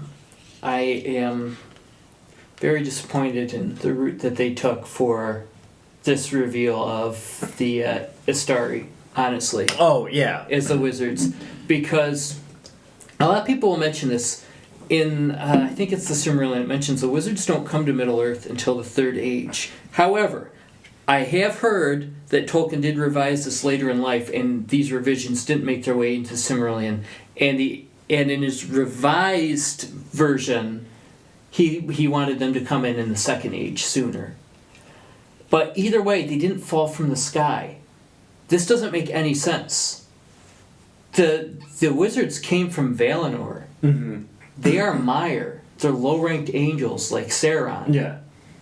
So them coming from the sky implies that they fell out of heaven, like they were sent there by God. I never took it as that. I took it as they threw him in a catapult and launched him out of Numenor. No. No. I'm joking. Very, very poorly. But the problem with that is, when you read the Silmarillion, if you have the patience of a saint to do that... I don't. It clearly mentions... I can't remember the name of God in it. It's a complicated name and I have a small brain. But he tells all of the Valar and the Maiar that they can go and live Middle-earth. They can leave, outside of time and observe it, or they can go interact with it and help shape and form it. Yeah. So, if Gandalf and the Istari, the wizards, are Maiar, they wouldn't be coming from heaven in the Second Age. They were on Valinor the whole time, and then came across because they were already in the world. They changed that. They retconned it and made it that way. God, godlike creatures can just come in and go whenever they want. And I did not like that. In the book, I think I saw somewhere, didn't they say to Gandalf, you're like, we want you to go to Middle-earth, and he says, I don't want to go because I'm afraid. And they said, the reason for you being afraid is the reason why you should go. I can't remember. In Unfinished Tales, there's 3 different versions of how they select the wizards and send them over, but Gandalf didn't want to go. Yeah. I don't remember the reason why he didn't. And eventually he's talked into going, which is good because, the other wizards don't work out. One of them eating mushrooms, the other one went insane, and nobody really knows what happened to the others. Yeah, the blue wizards, they might be in the show at some point. Maybe they'll do something with them. Maybe. Some people still think that this Gandalf guy could be a blue wizard, but I'm pretty sure it's just If he was a younger shorter, Gandalf. I would have thought he was Radagast. At first I thought it was, but then going through some really unfinished tales again, Yeah. the way they describe him really makes him look like Gandalf. He's to me. definitely Gandalf. So, Especially with him spending time with Harfoots. So basically, after they defeat the evil devil-worshipping Christmas critters, Yeah, the creepy elf Morgoth cult Eminem people. Gandalf gets his Not Gandalf. Not Gandalf gets his mind back in order, and he can talk For no reason. And then he has this nice little talk with one of the hobbits, and she decides to go with him For some reason. And her people think that, oh, you should go with him. He'll be lost without you. I was like, I'm pretty sure this guy will be just fine on his own, but whatever. They want to. I think they want to foreshadow why Gandalf always likes going to Hobbiton. And, Yeah, well, I think they already did that in 5 minutes with him traveling with them. I feel like that they did that in 6 movies, and they already showed why Gandalf likes hobbits. So. But whatever. So that's the end of them. Yeah. Don't need to go into much detail about the Harfoots. It was very slow paced. That's about it. They're basically ancient hobbits. Meanwhile, in the Southlands, Mount Doom blows up, and not Sauron. Did you get the sword part recorded in the first take? What sword part? The part with the sword in the dam. Yeah, that's all in there. That's still there. I don't want to talk about that again. No, that should be in there. Man, I'm gonna have fun listening to this on Monday, making sure everything's all there. But no, where we left off with all that was when the King of the Southlands and Galadriel are going to Gilgalad Kingdom. I can't remember the name of the kingdom. So the King of the Southlands gets mortally injured during the eruption of the mountain, and then Galadriel's like, okay, well, we have to save him, and they ride for 6 days, and that's where we'll have to talk about this again. They were riding on the horses, and that made me think of back to the 3rd episode. Galadriel's riding a horse in slow motion. This is in Numenor, I think the 3rd or 4th episode. Yeah. And they're on the beach, and I believe she's riding with Elendil, and it looks really, really stupid. It looks like something, like, come vacation at Sandals and ride our horseback course or something like that. I want to crop in the Old Spice man. He's like, I'm riding a horse backwards as they're riding through the beach. But I thought it was the weirdest thing. I was like, why are they showing this in slow motion? And then Elisha and I were talking about the episode. Yeah, I knew you were going to bring it up. I watched it. I thought I'm the only person in the world that understands why this is in here. So it got to the point where Elisha and I were talking about it. I said, and what was up with the slow motion? Before I even finished my sentence, he's laughing. I was like, what is with the whole slow motion? I knew you were going to ask about it. And he had to explain to me. Go ahead and explain it again. You explain it better than me. Honestly, the show kind of references it in later episodes. When Elendil is talking, to Isildur about the horse, he's talking about this connection that they have with their horses. They really love their horses very much. They take a lot of pride in them. You think about all the people that have or who rescued who type things, and I got the impression that they like these dogs, these horses a lot more than people in the United States like their dogs.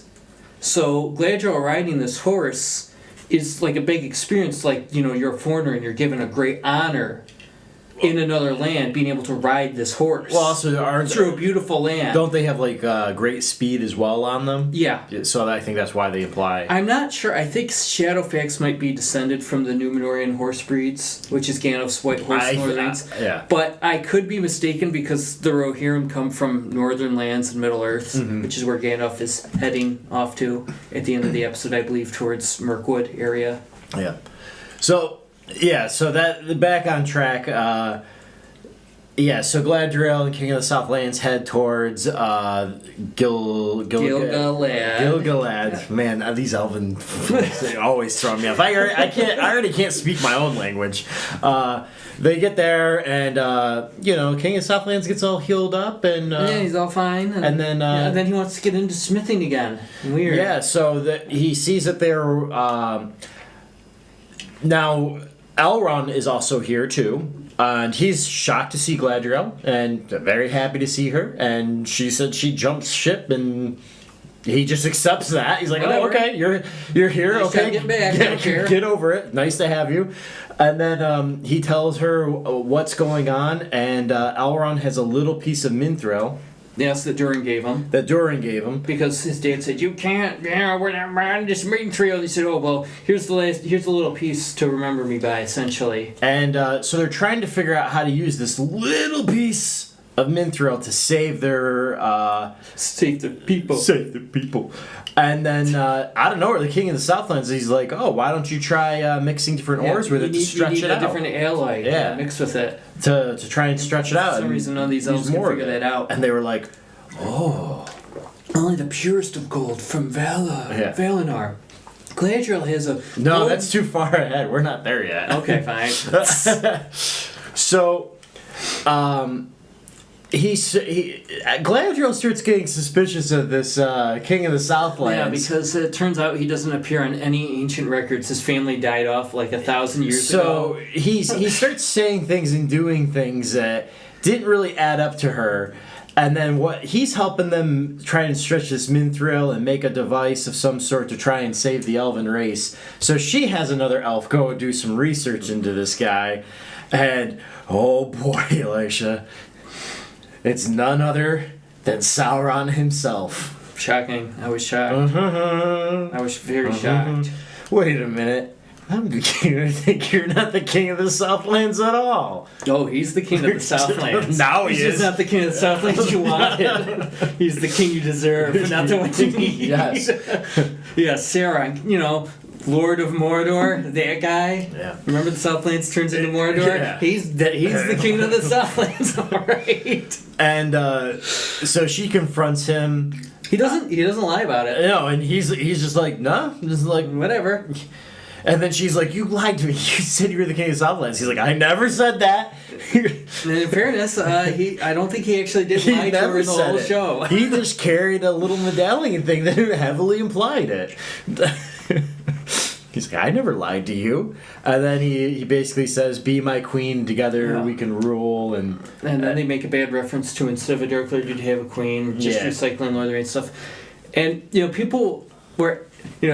our friend Nick was asking me, is this really what happened? Did Sauron literally become a Dark Lord because Sauron wouldn't go out with him on a date? It's like, well... that's Galadriel. Yeah. And it's like, well, that's what he says... But, I mean, he's Sauron. He's clearly just lying. He's not going to become a good guy. You mean to tell me those people have endured 1,000 years of pain and death because Galadriel wouldn't give some... Yeah. In her defense, actually...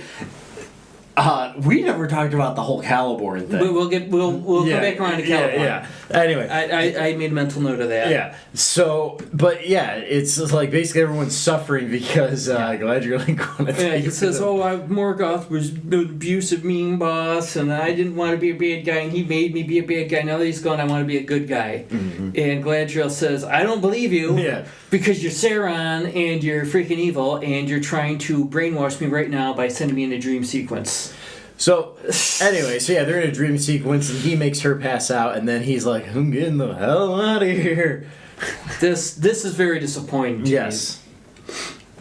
Elrond finds Galadriel in a fountain or a water pool or something, passed out, and pulls her out. Galadriel wakes up and starts saying that they need to get to the reins and make them right now. Are you actually? I'm curious if you and I had the same theory at the end. And she goes in, and they start forging these rings. And then Elrond looks over, and he's back where he found Galadriel, and he finds where she dropped the genealogy that ends of the Southland Kings. Yeah. And he sees that there is no descendants of these kings. And so he rushes back to the forge. And I thought that Galadriel was locked away somewhere, and was Sauron. I thought the same thing! Because I want to mention this. In the Silmarillion, all the way up until... Sauron is a shapeshifter. It hasn't really shown it much in the show. You actually do see the cult things chasing Gandalf around. Yeah. They shapeshift into different forms. I thought for sure that Sauron hid Galadriel somewhere and shapeshifted into her and was convincing them to make the rings. Yeah.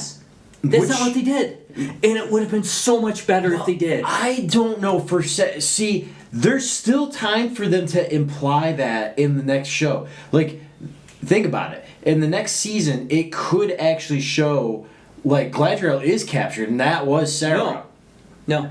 Because it shows Sauron walking to Mordor. Yes, but we don't know how far along that is. He probably It's did. supposed to be taking place roughly the same time the way I don't think so. I do agree. I think what they did in the show is exactly what they meant to do like that.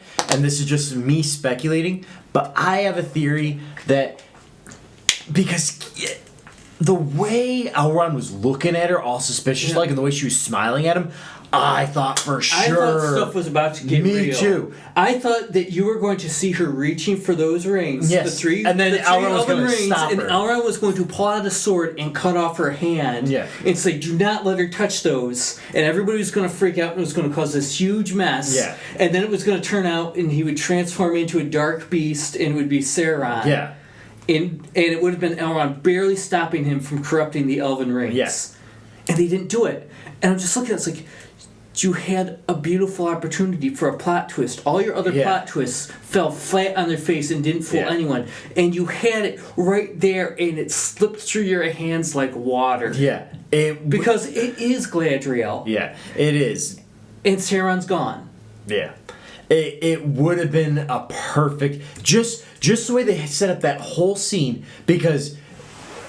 she was just like, he's gone and all that. Like, it was really building up to a tense moment. And I feel like it was an idea, but then they're like, no, we can't do that. You can't do that. It's too clever. But I thought the same thing. I really thought that that's what they were doing. And the way she was, like, smiling. Because it almost seemed like she was doing an impression of his emotions and stuff. And, like, the way she was, like, smiling at Elrond and everything. That is one of my biggest disappointments in the show because it would have been a really cool scene.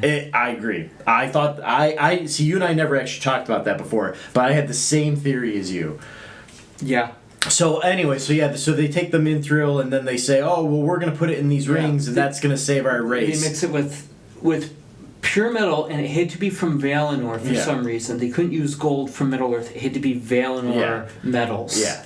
Galadriel's brother's dagger, which she carried through the whole show, they melt it down, and it's all sad because it's supposed to be, I think, her symbolically giving up the warrior's life to forge these rings. And it's all kind of dumb, and I'm going to tell you why this is dumb right now. In the books, Galadriel's ring her elven ring is made of Mithril, but it comes out of the forge, and the other two rings look like they're gold because they're mixed with gold, and hers, even though it comes out of the same spot, is pure Mithril, basically. Why? Why does her ring look different if the metal was mixed evenly? That doesn't make any sense. It doesn't.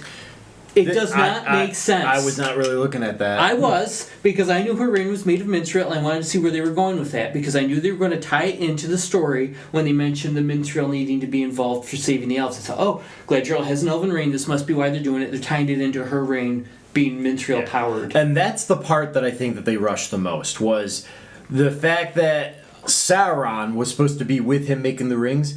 That should have been a whole episode of him, because it implies... They got it all out of order. Yeah. The first rings that were supposed to be made were the 16 rings, 9 for men, 7 for dwarves. Those 16 rings were made first with Sauron and Celebrimbor. He didn't know he was Sauron yet, and he was helping him forge, making these cool power rings, and Sauron started giving them out to men, or no, I believe he tried to give them to elves, they wouldn't take them. Mm-hmm. So he gave them to dwarves, and the dwarves were so selfish because they were made to resist other people's will. They literally were made to resist anything Morgoth could do to corrupt them. Yeah. So Sauron could not corrupt the dwarves. So they used the rings for their own greedy reasons. Sauron said, screw it, and gave them to men and created the Well, Nazgûl. no, not just that yet. He didn't give them it because then he found out what Sauron was doing and locked him away. Then Sauron went and killed him and then took the rings, then gave him to the men. He did do that. But actually, we're probably giving spoilers for season 2. We don't know. Probably, but we don't know if they're going to be in season 2 like that. But, I bring it up because those rings were supposed to be made first, period. I did not know that. And then, what was supposed to happen, in order, Sauron was going to leave, they had the rings made, and Celebrimbor says, I'm going to make 3 elven rings without this guy, and they're going to be really cool. And he makes them, he's going, he, I'm making my own rings. And then Sauron's going to warn him, he's going, he, I'm going to make my own master ring. And then the elves put on their elven rings, and they're all cool, and they're more powerful than the original ones. Like, wow, these are great. And then Sauron makes his ring and puts it on, and then they both sense each other, and you realize that they both secretly made rings to screw each other, essentially, and both had this kind of, hey, wait a minute moment. And because of the ordering of this, they ruined that ability for a pretty funny moment. All right. So let me talk about, now that we're at the end of the episode, I'm going to talk about one of the most sad attempts to try and be like the Lord of the Rings movies and The Hobbit.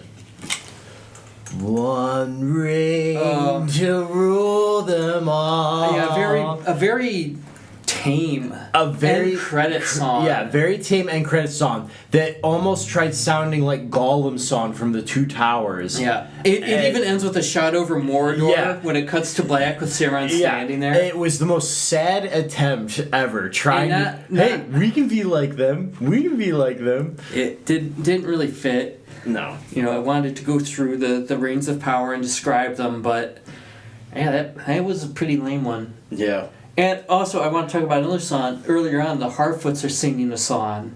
Oh, I don't remember that. Well, they ask the girl Brandyfoot's friend. The big girl. The girl that's, like... she has no family, She's like Anne Shirley's best friend, essentially, from the old Canadian movies that are one of my favorites ever made. That's her personality. And she starts singing a song as they're traveling. And... she has a nice voice, and the song's pretty enough, but it sounds like a pop song out of The Greatest Showman. I don't even remember it. She's towing her cart with her, and it just sounds like she's calmly breathing in a studio. So the sound design on the song is all wrong. They should have had 2 different versions of the song, a studio version and a live version that sounds practical to what she's doing. But they didn't, maybe the writers didn't know that that's how sound works. It's true. You try pulling a cart and singing a whole song. Try walking and singing a song. It's not as easy as you think. But yeah, so that's our rant on the Rings of Power. I'm trying to think if there's anything we left out. Yeah. Galadriel's husband. Celeborn. Celeborn. Not to be confused with Celebrimbor, which people will do. Celeborn is not a forger of great things. He's a dude. He's an elven dude. And actually, he's Galadriel's I actually looked into him more, and I was like, wow, he's way cooler. Like, they kind of make him seem kind of lame. Like... Yeah, they make him look more like Galadriel's concubine. Seriously! In the movies. Yeah, and he's actually kind of a cool dude. But in the show, I can't remember, but I think she's under the impression that she lost him, like he's dead. Yeah, she thinks she's... Through the whole show, I assumed they weren't even going to mention him the whole first season, and that maybe they were going to be introduced and they were going to, fall in love in the next season. And somebody asks her, Theo asks her, it's like, have you ever lost someone you cared about? And she goes, yes. And you think she's going to start talking about her brother that Sarah killed. She doesn't. She says that she lost her husband, Celeborn. And I went, wait a minute. You are talking about this guy now? Yeah. You got through the whole show, and now the second to last episode, suddenly this guy exists after all? So I'm wondering one of 2 things. One, as in she lost him, as in like... I lost him, and I can't find him. more like her ambition to hunt Sauron got in the way of their relationship, so she lost him? No. Or she's under the impression that he died somehow? The show presents it. The last time she saw him was before he went off to war, and she was teasing him because the armor didn't fit right. Yeah. and that's the last time they see each other. It implies that he disappeared in a battle against Morgoth. I couldn't remember exactly, but I do remember her saying that she lost him. But, chances are they're going to show back up again, meet up together. But, I was wondering the same thing. I was like, are they ever going to mention Celeborn? Yeah, that was weird. But, it was only, with Friday, I did more research on Celeborn. And I was like, oh, Celeborn, Celeborn actually, here's the other thing I saw, too. Galadriel, when they went to the Grey Havens, right? Yeah, you might call it that. Yeah, when they went to the Grey Havens, Eleanor. Celeborn never went with her. Oh, he did. He went later. Yeah, he went later. He didn't go on the initial trip. He waited a while later. Yeah. I think till after everything faded. Yeah. I think it was only, probably less than 100 years later. Well, yeah, he took the last ship with Samwise Gamgee. They both went together. Depending on who you ask, yeah. Yeah. I think. So he, then he went back, but to finally, see his wife and his daughter, Elrond's wife, who had been there for centuries before. But that has so far nothing to do with the show, because Galadriel's daughter has not made appearance, and you don't even know if she exists yet. So I don't know. So this is me, by the way. To some of you who are watching this, you don't know a lot about the Lord of the Rings. I think I only know a good 10% of what I'm talking about, and I feel like Eli might. How would you think how much you know about the Tolkien universe compared to? The only thing I know for sure is that I know nothing at all because I'm so wise. Anyway, but we're not professionals, but and I only just started learning about some of this stuff this week, just so that way I could kind of keep up with what he was talking about. And I feel like I did a lot of research on Morgoth, which none of you guys I feel like will ever really look into. But if you're going to look into anybody, I would recommend looking into Morgoth. That is a great, interesting story. But yeah, all in all, the show is okay. It has potential to be great, but they have a lot to fix. And here's the stupid part, Eli. They finally just started shooting season 2. They didn't. Well, I actually started filming it pretty fast, all things considered. Yeah, but it's not coming out till late 2024. So? Typically, seasons are, when you start a show, next year, there should be another season, but there isn't. Well, I hear that ongoing, I think they're going to be filming seasons ongoing from one another, and they're not going to take much breaks anymore. Yeah, now they're not. But here's the thing. So they were saying, well, we wanted to see how well the show was going to do. I was like, how much did they pay for the rights to this? It was was it $200 million? I've heard different things. Something that gets on my nerves is people keep saying that they paid $1 billion for the rights. No. I don't think they paid $1 billion for the rights. I believe the total budget for the show was $1 billion. Yeah. And it might have included the licensing agreement for the Tolkien estate. I'm pretty sure that they spent a good $2 billion on the licensing rights. And then all the pre-production, because they shot everything on location. The next new seasons, they're not shooting on location. They're actually shooting more on the stuff Star Wars uses. I'm trying to remember what that stage is called. Yeah, the creepy dome that has some running around. Well, they're not doing a lot of that, but they're going to be doing stuff like that, like the TV background stuff. But they're also shooting more in studio. Now they'll still be doing outer shots, outside shots and everything. But anyway. But yeah, they spend just a lot of money just, getting the designs. Think about it. Getting the production designs of Numenor. They went to a lot of places, so I understand why it took them so long to do that. But anyway, their reasoning was they said, well, we want to see how well the show would do first before we start a second season. I was like, you spent $1 billion on this. I don't care what you say. If I was Amazon, I'd be like, we already spent $1 billion. We might as well start on season 2. I can give you a hypothesis.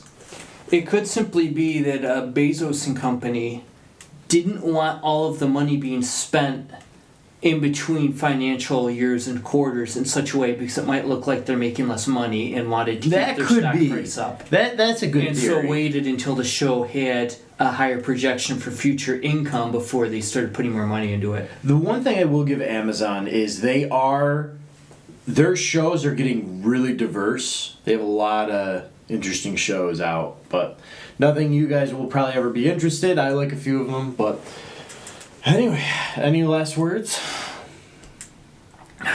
Let me think through if there's anything stupid I forgot to mention. Because there's a lot of stupid. There was a lot of stupid, but there was some potential and there was some good characters. I mean the Balrog Minthriel elf thing. Oh, yeah, I forgot about the Balrog thing at the end. Okay. Well, we already talked about the Minthriel stuff. And, that was about as stupid a thing as you could possibly write. But there is a tease at the Balrog. The Balrog's name is Durin's Bane. Mm-hmm. That's the name that it gets throughout history. Because wait a minute, like Durin as in Durin, who's currently in charge of... Yes, Durin, son of the King. Really? Yes, Durin's Bane. I can't imagine what's going to happen. Do you know what... After this Balrog is supposed to destroy Khazad-dûm, do you know what the name Moria means? What? It means black pit.